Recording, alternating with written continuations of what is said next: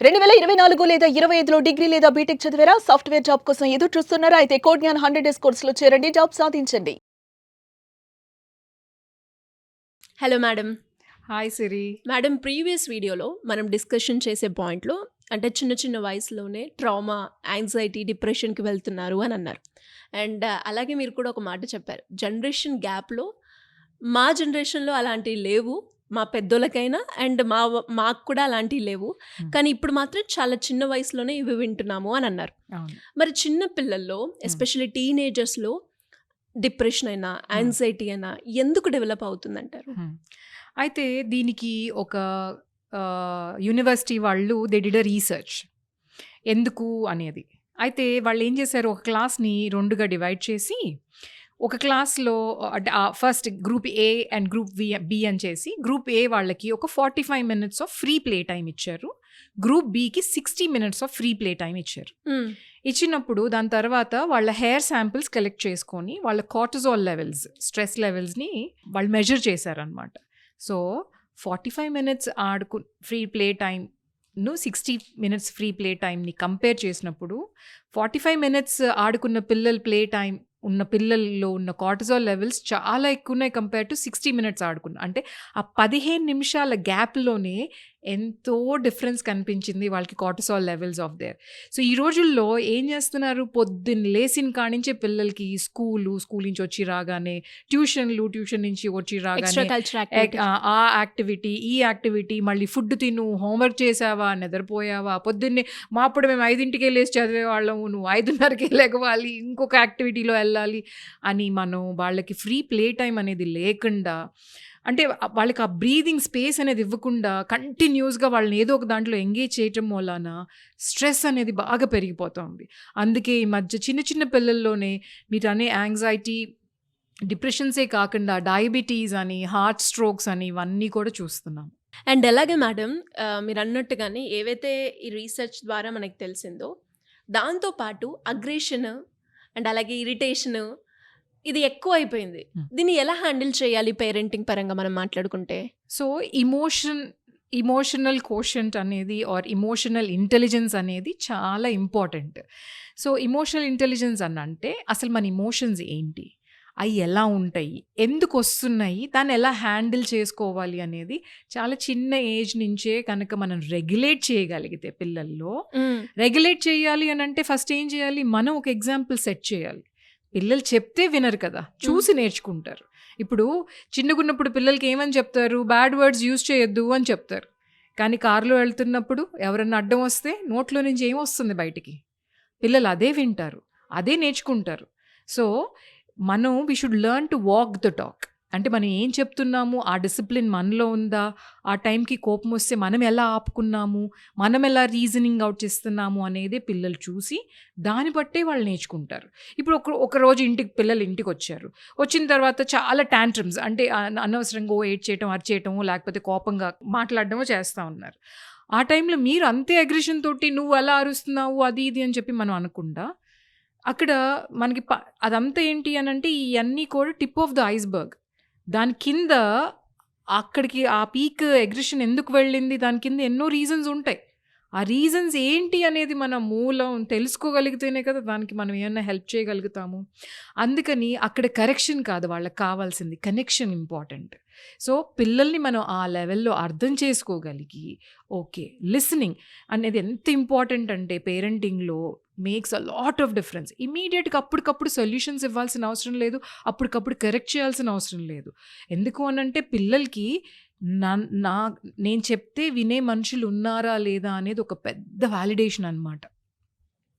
So వాళ్ళు విని నీకు ఈ విషయంలో నువ్వు యు ఆర్ ఫీలింగ్ అప్సెట్ కదా అని మనం తెలిసినప్పుడు, ఐ అండర్స్టాండ్, నువ్వు ఎలా ఫీల్ అవుతున్నావు నాకు అర్థమవుతుంది అని మనం వాళ్ళతో ఎంపథైజ్ చేసామనుకోండి, ఆటోమేటిక్గా అగ్రెషన్ అనేది తగ్గుతుంది.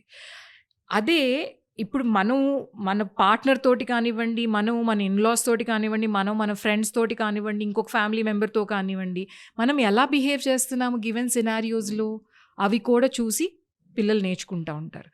సో ఇప్పుడు జస్ట్ ఇంట్లో వాళ్ళనే కాదు, ఇప్పుడు మనం బయటికి వెళ్ళినప్పుడు సోషల్ బిహేవియర్ ఎలా ఉంది, బయటికి వెళ్ళినప్పుడు మనం ఇంట్లో ఎలా ఉంటాము, బయట నలుగురిలోకి వెళ్ళినప్పుడు మన బిహేవియర్ ఎలా ఉంది, టీచర్తో మాట్లాడేటప్పుడు మన బిహేవియర్ ఎలా ఉంది, పట్టి కూడా వాళ్ళ మాట నేను వినాలా వినొద్దా అని కూడా పిల్లలు డిసైడ్ చేసుకుంటారు. ఓకే. అంటే పేరెంట్స్ ఇంపాక్ట్ ఉంటుంది అని మీరు చెప్పడం జరిగింది. అండ్ దాంతోపాటు సినిమాల ప్రభావం, కార్టూన్స్, గేమ్స్ ఇవి కూడా ఎఫెక్ట్ చేస్తాయి అంటారా? కొంతవరకు చెయ్యొచ్చు, కానీ మనం క్రియేట్ చేసే ఎన్వైరన్మెంట్ని బట్టి అవి పెరుగుతుందా తగ్గుతుందా అనేది మన చేతుల్లోనే ఉంటుందండి. ఇప్పుడు ఒక సినారియో తీసుకుందాం మనం. ఒక కార్టూన్లో ఏదో ఒక టామ్ అండ్ జెర్రీ అనుకుందాం చిన్నది. సో అందుట్లో మాటికి జెర్రీ ఏం చేస్తూ ఉంటుంది, టామ్ని ఇసికిస్తూ ఉంటుంది. అది చిన్నగున్నప్పుడు పిల్లలు నవ్వుకుంటూ ఉంటారు. రియల్ లైఫ్లో కూడా వచ్చేసి పిల్లలు నేను జెర్రీని నువ్వు టామ్వి అని చెప్పేసి ఇసుకిచ్చడమో ఏదో చేస్తూ ఉంటారు. ఒక రియల్ ఇన్సిడెంట్ జరిగింది ఏంటి అని అంటే, ఒక స్కూల్లో ఒక అబ్బాయి ఏం చేశాడు, కొంచెం వాళ్ళ క్లాస్లో హెల్తీగా ఉన్న చైల్డ్ని వాటర్ బాటిల్ పెట్టి కొట్టేశాడు వీడు. ఎందుకు అంటే చోటా భీమ్ చూసి ఇన్స్పైర్ అయ్యాడు అనమాట వాడు. అందులో కాలియా అనే ఒక క్యారెక్టర్ కొంచెం దొబ్బుగా హెల్తీగా ఉంటాడనమాట. సో అసలు అబ్బాయి ఏం అనకుండానే వీడే అది కాలియా అని ఊహించేసేసుకొని వీడు చోటా భీమ్ అనుకొని రియల్ అని ఫీల్ అయిపోయి వెళ్ళి వాడిని హర్ట్ చేశాడు. దాంతో ఆ పిల్లాడు ఏం చేశాడు, జస్ట్ వాడిని వాడు ప్రొటెక్ట్ చేసుకోవడానికి వాడు ఇలా తోసేశాడు. సో కింద పడినందుకు వీడు సన్నగా ఉన్నాడు కదా, వీడికి దెబ్బ ఎక్కువ తగిలింది. ఇది వీడి దెబ్బ కనిపిస్తూ ఉంది. చూసే వాళ్ళందరికీ ఏంటి అసలు సినారియో ఏంటి ఎవరు పట్టించుకోవాలా, టీచర్స్ అందరూ కూడా. ఎంతసేపటికి వీడు చిన్నాన్ని చేసేసి వీడిని తోసేశాడు, వీడికి పెద్ద దెబ్బ తగిలిపోయింది అని చెప్పి గోల. కానీ ఇద్దరు పిల్లల్ని కూర్చోబెట్టుకొని కనుక్కుంటే అసలు ఏం జరిగింది అని అంటే తెలిసింది ఏంటి అని అంటే, నేను చోటా భీమ్ చూసి ఇన్స్పైర్ అయ్యి నేనే చోటా భీమ్ అనుకో నేనే వెళ్ళి ఫస్ట్ వాడిని కొట్టాను అని పిల్లాడు చెప్పాడు అనమాట. సో అప్పటి వరకు పేరెంట్స్కి కూడా ఐడియా లేదు. వాళ్ళ పేరెంట్స్ ఏమంటారు, అసలు మా పిల్లాడు ఎవరిని కొట్టడు, అలాంటిది మా పిల్లాడికి ఇంత పెద్ద దెబ్బ తగిలిందని వాళ్ళు అప్పటి వరకు ఏడుపు. వాళ్ళ అబ్బాయే కొట్టానని ఆ పిల్లాడు చెప్పిన తర్వాత కానీ ఆ పేరెంట్స్ రియలైజ్ అవ్వలేదు. సో ఇవన్నీ కూడా కార్టూన్స్ నాన్న బయట జరిగినప్పుడు దెబ్బలు తగులుతాయి, అలా ఉండకూడదు అని చెప్పి మనం ఎంపతి అనేది నేర్పించుకోవాలి. నొప్పి చేస్తుంది, బాధ కలుగుతుంది అనేది పిల్లలకి ఫస్ట్ నుంచి కూడా ఎంపతి అనేది నేర్పించుకోవాలి. అప్పుడు ఆటోమేటిక్గా ఇవన్నీ కూడా కంట్రోల్ చేసుకోవచ్చు. అంటే ఇప్పుడు మనం బయటికి వెళ్ళినప్పుడు చెత్త కుప్పు ఉంటుంది, ఒక మంచి గార్డెన్ ఉంటుంది, ఎందుట్లో నుంచి పిక్ చేసుకుంటారు అనే ఒక చాయిస్ మనం ఇవ్వాలి పిల్లలకి. నేను గార్డెన్లో నుంచే పిక్ చేసుకుంటాను అన్నప్పుడు బయటికి వెళ్ళినప్పుడు బ్యాడ్ థింగ్స్ ఉంటాయి, గుడ్ థింగ్స్ ఉంటాయి. నీ అవగాహనతో నువ్వు తెలుసుకోవాలి, అది బ్యాడ్ థింగ్ నేను చేయకూడదు, ఇది గుడ్ థింగ్ నేను చేయొచ్చు అని చెప్పి అలా పిల్లలకి నేను మా స్కూల్లో పిల్లలకి నేను ఏం చేస్తూ ఉంటాను అని అంటే, హౌ టు మేక్ డిసిషన్స్ అనేది ఒక ఫార్ములా చెప్తానమాట. నేను దాన్ని PMI అంటాను, plus minus and interesting points అనమాట. సో ఏ డిసిషన్ తీసుకునే ముందైనా దానికి ఉన్న ప్లస్ పాయింట్స్ ఏంటి, దానికి ఉండే మైనస్ పాయింట్స్ ఏంటి, దానికి ఉండే ఇంట్రెస్టింగ్ పాయింట్స్ ఏంటి అనేది పిల్లలు వ్యాలిడేట్ చేసుకోగలిగితే, లెట్ ఇట్ బి ఒక చిన్న బొమ్మ కొనుక్కోవాలనుకున్నా, లేకపోతే రేపొద్దున ఒక పెద్ద ఈ యూనివర్సిటీకి వెళ్ళాలా వద్దా అనుకోవాలనుకున్నా, లేకపోతే whatever the decision, any డిసిషన్లో ఇవి చాలా హెల్ప్ చేస్తాయి. ఇలాంటి చిట్కాలు మనం పిల్లలకి నేర్పించుకోగల. PMI, P for plus, M for minus, I for interesting. Great ma'am. And మీరు అన్నట్టుగానే ఇప్పుడు ఏవైతే చెప్పారో PMI కావచ్చు, అండ్ దానికన్నా ముందు యాంగ్జైటీ, డిప్రెషన్ ఇవన్నీ ఎందుకు డెవలప్ అవుతున్నాయి, ఎలా ఓవర్కమ్ చేయాలి అని, మరి ఇవి రెండు ఇంపాక్ట్ స్టడీస్ మీద ఎలా ఉంటాయి అంటారు? చాలా ఎక్కువగా ఉంటాయండి. ఎందుకంటే స్ట్రెస్ ఉన్న చోట పిల్లలు నేర్చుకోలేరు. హ్యాపీ బ్రెయిన్ ఉన్నప్పుడే వాళ్ళు రిసీవింగ్ ఉంటుంది. అండ్ లెర్నింగ్ కూడా ఎలా అవుతుంది అనేది మనం బ్రెయిన్ గురించి కూడా కొంచెం నేర్చుకోవాలి. అంటే how our brain works, how our body works అనేది తెలుసుకున్నప్పుడు ఆటోమేటిక్గా ఇవన్నీ కూడా everything will fall in to place. To start with I'll tell you about బ్రెయిన్లో పిల్లలకి చిన్నగున్నప్పుడు 8 years వచ్చేంత వరకు కూడా, అంటే 7 years నిండేంత వరకు కూడా టెంపరరీ మెమరీ ఎక్కువగా ఉంటుంది పిల్లలకి. అంటే ఏదైనా చెప్పినా చిలకలాగా మళ్ళీ రిపీట్ చేసేయగలుగుతారు. అప్పటికప్పుడు నేర్చేసుకున్నారు, అబ్బో మా పిల్లలు జీనియస్ అనుకుంటాం అందరం. కానీ అది పర్మనెంట్ మెమరీలోకి వెళ్ళదు పిల్లలకి. సో 4 రోజులు అడగకపోతే ఆ విషయం గురించి వాళ్ళు మర్చిపోతారు.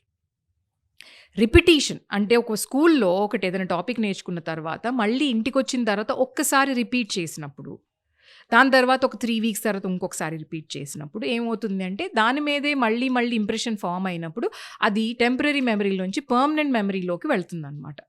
సో ఇప్పుడు మిమ్మల్ని అర్ధరాత్రి లేపి మిమ్మల్ని A to Z అడగమంటే కూడా చెప్పేస్తారు, మీరు నిద్రలో కూడా చెప్పేస్తారు. అవును. 1 to 100 చెప్పమన్నా చెప్తారు. ఎందుకు? మీరు చిన్నగున్నప్పుడు అన్నిసార్లు రిపిటేటివ్గా మీ టీచర్స్ కానివ్వండి, మీ పేరెంట్స్ కానివ్వండి మీతో చేయించారు కాబట్టి అది పర్మనెంట్ మెమరీలోకి వెళ్ళిపోయింది. మీకు ఆల్ఫబెట్లో ఎగ్జామ్ పెడతానన్నా టెన్షన్ ఉండదు, నంబర్స్లో 1 to 100లో ఎగ్జామ్ పెడతానన్నా టెన్షన్ ఉండదు. అదే ఓమ్స్లో ట్రిగ్నోమెట్రీలో ఎగ్జామ్ పెడతాను అని అంటే ఎంత టెన్షన్ వస్తుంది? స్ట్రెస్ వచ్చేస్తుంది. సో లెర్నింగ్ అనేది బ్రెయిన్లో ఎలా జరుగుతుంది, న్యూరల్ కనెక్షన్స్ అనేవి ఎలా ఫామ్ అవుతాయి అనేది నేర్చుకోగలిగితే హెల్ప్ అవుతుంది. కొంతమంది పేరెంట్స్ ఒక్కొక్కసారి ఏమంటారు, మేము స్కూల్కి పంపిస్తున్నాం కదా మళ్ళీ ఇంటి దగ్గర కూడా మేము చెప్పుకోవాలా అని అంటారు. మీరు చెప్పొద్దు, జస్ట్ రిపీట్ చేయించుకోండి పిల్లలతోటి. సో దట్ అది టెంపరీ మెమరీలోంచి పర్మనెంట్ మెమరీలోకి షిఫ్ట్ అవ్వగలుగుతుంది. అప్పుడు అండ్ లాస్ట్ మినిట్ వరకు వదిలేయొద్దు. రేపు ఎగ్జామ్ అంటే ఈరోజు కూర్చొని రివిజన్ చేయటం కాదు. రేపు నెక్స్ట్ వీక్లో ఎగ్జామ్ ఉంది అని అంటే రోజు కొంచెం రివిజన్ స్టార్ట్ చేసేసేసి లాస్ట్ డే రోజు వదిలేసేయండి పిల్లల్ని. సో వాళ్ళ కాన్ఫిడెన్స్ పెరుగుతుంది, స్ట్రెస్ లెవెల్స్ అనేవి తగ్గిపోతాయి అక్కడ. అలాగే బాడీ కూడా సన్ రైజ్ నుంచి సన్సెట్ వరకే దానికి యాక్టివిటీస్ అన్నీ కూడా మనం సెట్ చేసుకోవాలి మన బాడీకి కూడా. అదే నైట్లో లైట్స్ కింద కూడా బాడీకి ఏమనిపిస్తుంది, లైట్ అనేది ఉన్నంతసేపు అది సన్ అనుకుని రిపేర్ చేసుకోలేదు బాడీలో కూడా సెల్స్ అన్నీ. సో అది మనం గుర్తుపెట్టుకొని ఎంత మనం అడ్వాన్స్ అయినా, ఎంత లైట్లు కనుక్కొని, ఎన్ని ఫ్లడ్ లైట్లు పెట్టుకొని ఇంట్లో ఉన్నా అది మన హెల్త్కి ఎలా ఇంపాక్ట్ చేస్తుంది అని దాని రిపర్కషన్స్ ఏంటి అని తెలుసుకుంటే ఆటోమేటిక్గా మనకి స్ట్రెస్ లెవెల్స్ తగ్గిపోతాయి. అంటే తినాల్సిన టైంలో ఫుడ్ తిని, దానికి అరగాల్సినంత టైం ఇచ్చి, దాని తర్వాత స్కూల్కి వెళ్ళాల్సిన టైంలో స్కూల్కి వెళ్ళి, రావాల్సిన టైంలో వచ్చి, దాని తర్వాత రిలాక్సిన టైంలో రిలాక్స్ అయినప్పుడు స్ట్రెస్ లెవెల్స్ ఉండవు.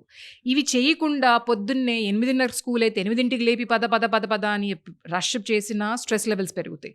స్కూల్ నుంచి ఇంటికి వచ్చిన తర్వాత ఇలా అన్ని యాక్టివిటీస్లో పెట్టినా స్ట్రెస్ లెవెల్స్ పెరుగుతాయి. ఇవన్నీ ఎక్కడ చూపిస్తుంది ప్రభావం? మళ్ళీ వాళ్ళ మార్క్స్ మీద, వాళ్ళ ఎగ్జామ్స్ మీద, వాళ్ళ స్టడీస్ మీదే కదా చూపించేది ప్రభావం అంతా కూడా. సో ఎప్పుడైనా సరే మీ పిల్లలు బాగా చదువుకోవాలి అని అంటే వాళ్ళకి ఒక మంచి బాడీ క్లాక్ని ప్రిపేర్ చేయండి. ఓకే. సో బాడీ క్లాక్ ఏంటి అని అంటే పొద్దున్నే 5:30, 6ంటికే లేపండి పిల్లల్ని. వాళ్ళు బ్రష్ చేసుకున్నాక కాసేపు పాలు తాగిన తర్వాత కొంచెంసేపు ఏదో న్యూస్ పేపర్ చదవటం, లేకపోతే ఏదో ఒకటి అట్లాంటి చిన్న యాక్టివిటీ పెట్టుకోండి. దాని తర్వాత బ్రేక్ఫాస్ట్ చేసిన తర్వాత స్లోగా స్నానం చేసి ముందే రెడీ అయిపోతారు. సో దాని తర్వాత అలా చేసుకున్నప్పుడు ఏమవుతుంది అని అంటే స్ట్రెస్ అనేది ఉండదు అండ్ అలాగే స్టడీస్ మీద ఇంపాక్ట్ కూడా ఉంటుంది. అందుకే ఒకప్పుడు చిన్నగున్నప్పుడు వాళ్ళందరూ అలా పెరిగిన వాళ్ళకి చిన్నగున్నప్పుడు కోపాలు తాపాలు రాలేదండి. అవును మేడం. సో ఆరోగ్యమే మహాభాగ్యం. అండ్ మీరు అన్నట్టుగానే ఎస్పెషల్లీ స్టడీస్ మీద చాలా ఇంపాక్ట్ అయితే చూపిస్తుంది. ఇవన్నీ అవాయిడ్ చేసి ఈ రకంగా మనం ఉంటే బాడీ క్లాక్ కూడా చాలా ఎఫెక్టివ్గా వర్క్ చేస్తుంది అని చెప్పడం జరిగింది. అండ్ ఒక్కసారి అంటే స్కూల్లో ఫ్రీ పీరియడ్ గురించి కావచ్చు, లేదు అంటే మీరు అన్నారు చివరిగా ఒక స్టూడెంట్ సక్సెస్ అవ్వాలి అన్న కూడా ఇవన్నీ పాటించాలి అన్నది, అది ఎలా ఉంటుందో నెక్స్ట్ ఎపిసోడ్లో కంటిన్యూ చేద్దాం మ్యామ్. తప్పకుండా. Anyways thank you ma'am, thank you so much. Welcome.